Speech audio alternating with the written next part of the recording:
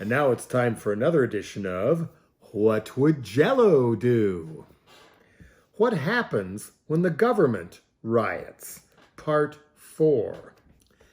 It's been quite a gut punch over this weekend with the threatening of deploying the military in this country, fantasies of dogs and troops firing on people and people starting to get shot, and clearly agent provocateurs doing a lot of the vandalism and everything else. You wonder, a lot of countries, that is a coup. Ever seen the movie Z about the coup in Greece, of all places, in the late 60s? And then another one Costa Gavras made called State of Siege. This is how these things happen. Are they actually going to let him get away with this? Are that many of the swine up top so drunk on their own greed and what they're getting away with looting the country and putting total crackpots in the federal court system that'll wreck things for as long as we're alive? Are they so drunk on that they really want to make Donald Trump president for life? And then have Ivanka or Don Jr. or even the dreaded baby Rasputin, Jared Kushner, succeed him in the lineage of the new Saudi-style royal family? Yeah, there's been blowback, and oh yeah, it's all because of Barr, and I had to do something because people were saying I'd been in a bunker, and that made me look weak. I had to go outside and show people I'm strong by waving a Bible and saying nothing. I was out in that bunker, and they couldn't even find all the TV, and they wouldn't let me have my phone. Jared, let me out of the bunker, let me out of the bunker, let me out of the bunker. That's not how the coup works here.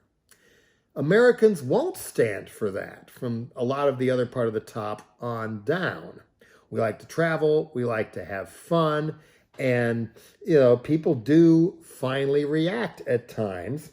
But the coup, instead, I have felt a majority of my life that we are undergoing a slow but steady corporate coup, tracing back at least to Reagan, although a lot of the seeds, I think, were planted by Nixon, and the thinking of how corporations need to have more power written up by a guy named Lewis Powell, who then Nixon rewarded by putting him on the Supreme Court.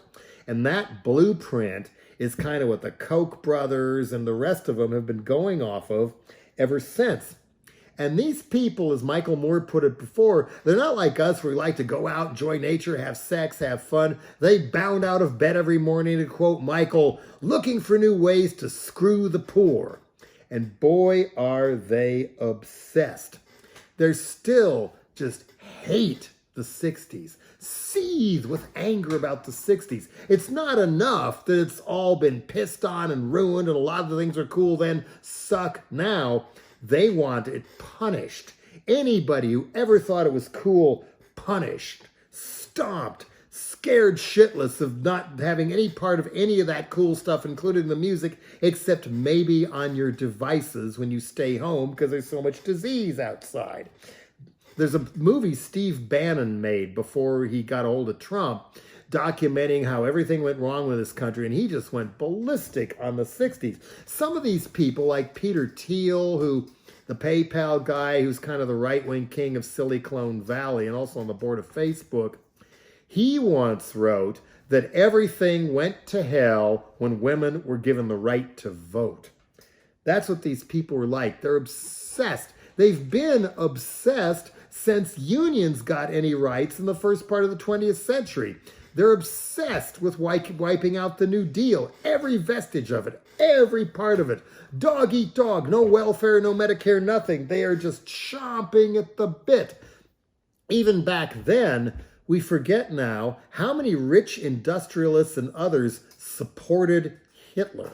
especially early on. Charles Lindbergh, very open about supporting Hitler. Henry Ford, the head of General Motors. Prescott Bush, the father of George H.W. Bush, another one, at least for a while. And some of these corporations like Ford and General Motors and others were making stuff for Hitler at the same time they were making stuff for us. And then we fought each other, and General Motors sued afterwards for bombing their munitions plant in Dresden, and they won. It's gone back a long way, and these people teach their sons and their daughters that this is the way things should have gone, and we need to get back to this. Not the 1950s, the 1850s. They're just obsessed with stuff like this. So now we have Gitmo. Still, people who've been there for going on 20 years, some of whom were completely innocent, and others like Khalid Sheikh Mohammed, one of the main 911 guys, we can't bring him to trial now because he's driven him completely insane. And they don't want people to see that, so they're just leaving people there. We have thousands of little kids separated from their families still, thrown behind chain link fences, barely a place to sleep on the floor, in Tornillo, Texas, and other places. That is still going on, and the women still are being forced to drink toilet water and things like that.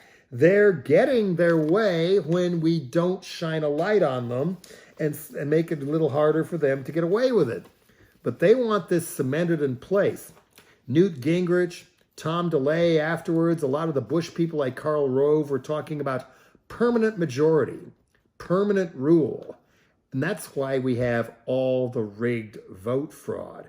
It's not people voting twice to get rid of people like Trump. It's that side making sure that that other side can't vote in the first place, or Trump would never be president. And a lot of those crackpot senators who got Gorsuch and Kavanaugh out of the Supreme Court would have lost if it had been a fair election in 2016. Beto O'Rourke would be in the Senate. Stacey Abrams would be governor of Georgia. Need I go on? Meanwhile, now the training in the National Guard is not just helping out in floods, disasters, but urban warfare. Not desert warfare to send them to the Middle East, although that happens too. Urban warfare.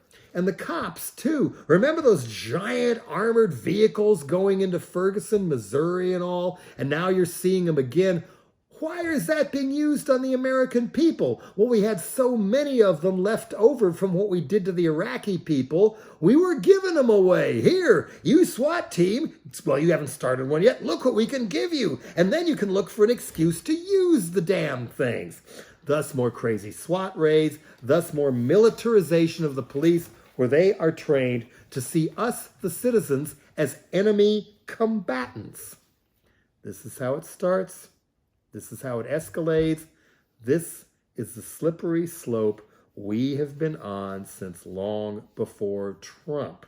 In no small part because the people who did a lot of the real damage here were not brought to justice by the Obama administration, and they let them all skate. Not just for stealing, but for war crimes. War crimes. Mike Esper, the defense secretary, now calls cities with protesters battle space. Battle space. Battle space. We are the enemy of who? We're just exercising our American rights, aren't we?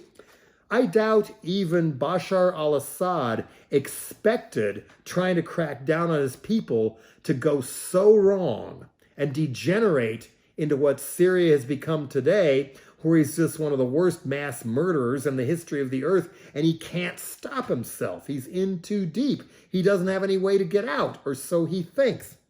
We don't want this here, do we? Some of them do. They bank on people like us giving up.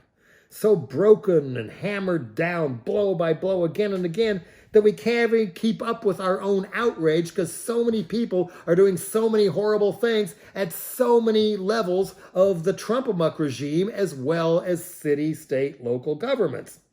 Martial law, if this really is martial law, well, it's a little too late for me, isn't it?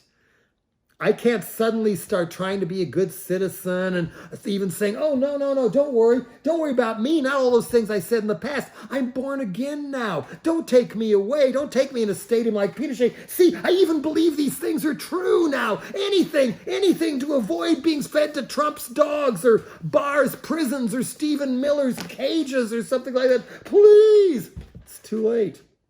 Therefore, I might as well keep continuing to cause as much trouble for those people in my own small way as I possibly can. Just keep on doing it, do the damage you can, because otherwise, where is the self-esteem at the end of the day, let alone where is the fun? Because if Dirty Donnie Trump-a-muck manages to steal another election right there in everybody's face, visualize the riots then, and visualize the Trump-a-muck regime's and William Barr's response. And tick, tick, tick, any day now, unless I'm wrong, and boy, I hope I am, but I don't think I don't think I am. Isn't it right about now in June that the Supreme Court's decision on the latest case, tailor-made by Koch brothers funded people with the current justices on there to get rid of Roe v. Wade, isn't it coming that they're about to blow up Roe v. Wade? Then what happens with all these new military people Trump talks about in place, ready to kick our ass? What are they waiting for? Is that what they're all being put in place for? Target practice peeling back pink hats? After all, their idea of right to life does not include any of us unless we remain unborn. Then we're okay. But let's not forget, and boy, do I hope these soldiers and their superior officers and their superior officers all the way on up to the Joint Chiefs of Staff remember that the Constitution says that no soldier is required to carry out an illegal order.